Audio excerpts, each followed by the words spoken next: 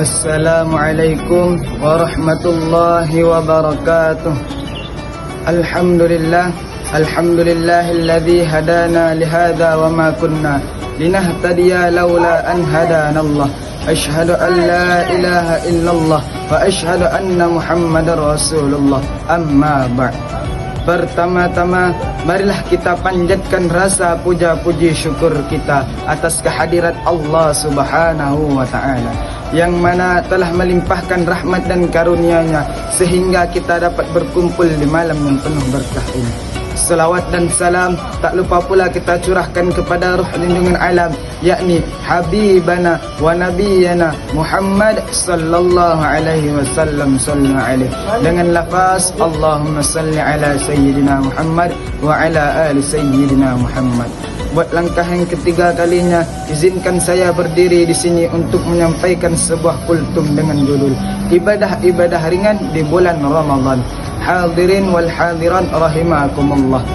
Ramadan adalah bulan penuh berkah dan ampunan. Di dalamnya terdapat keutamaan dan pahala berlimpah. Makanya kita dianjurkan untuk memperbanyak amal ibadah di dalam bulan Ramadan.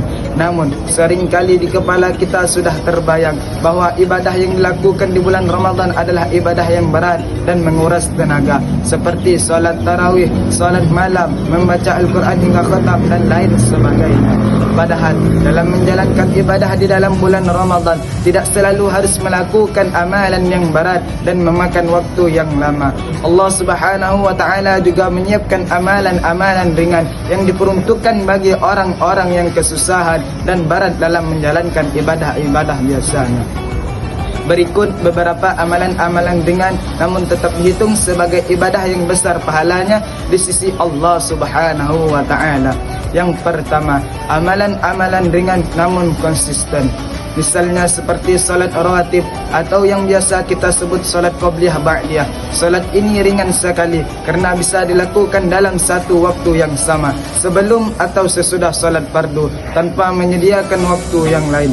Adapun yang lain di antara itu adalah membaca Al-Quran pada setiap salat fardu. Tidak perlu banyak-banyak, tidak perlu berjus-jus, cukup satu lembar saja setiap salat fardu, asalkan konsisten. Karena sesungguhnya Allah Subhanahu wa ta'ala mencintai amalan yang konsisten meskipun amalan tersebut terasa ringan. Rasulullah sallallahu alaihi wasallam bersabda, yang diriwayatkan oleh Imam Al-Bukhari dan Muslim, Ahabbul a'mali ilallahi adwamuha wa in qalla. Perbuatan yang paling disukai oleh Allah adalah yang dilakukan terus-menerus meskipun sedikit. Hadis riwayat Muslim.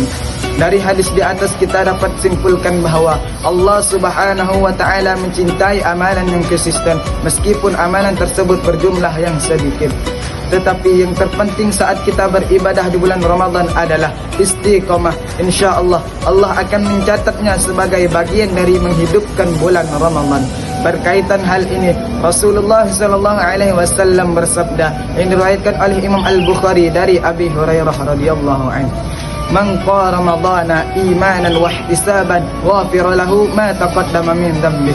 Orang yang menghidupkan bulan Ramadan dengan keimanan dan penuh mengharap pahala dari Allah Subhanahu wa ta'ala, maka akan diampuni dosa-dosanya yang telah lalu. Hadis riwayat Al-Bukhari.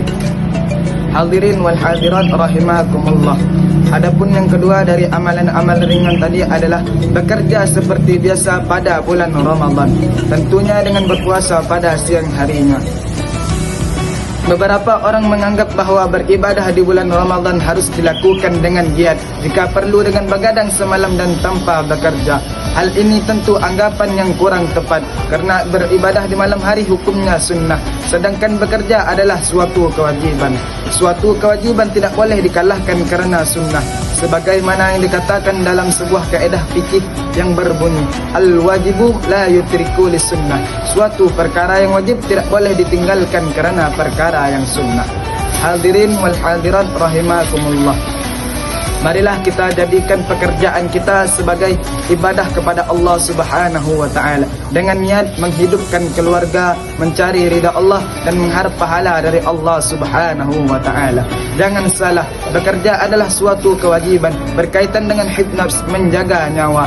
Apalagi jika kita bekerja untuk tumpuan keluarga. Jika kita tidak bekerja, maka ibadah kita dan keluarga tidak akan terasa tenang karena kelaparan. Berkaitan hal tersebut, Rasulullah sallallahu alaihi wasallam menganjurkan kita untuk makan dari usaha kita sendiri. Dari Miqdam radhiyallahu anhu, Rasulullah sallallahu alaihi wasallam bersabda, tidak ada yang lebih baik dimakan oleh seseorang kecuali makanan dari usahanya sendiri. Sesungguhnya Nabi Daud alaihi salam memakan dari usahanya sendiri. Hadis riwayat Al-Bukhari. Maka dari itu, marilah kita jadikan pekerjaan kita sebagai ibadah wasilah kepada Allah Subhanahu wa taala. Dengan meluruskan niat kita tersebut, insya-Allah akan dihitung sebagai pahala dan akan dicatat sebagai bagian dari menghidupkan bulan Ramadan. Amin ya rabbal alamin. Saya akhiri, wallahu muwaffiq ila aqwamit thariq. Wassalamualaikum warahmatullahi wabarakatuh.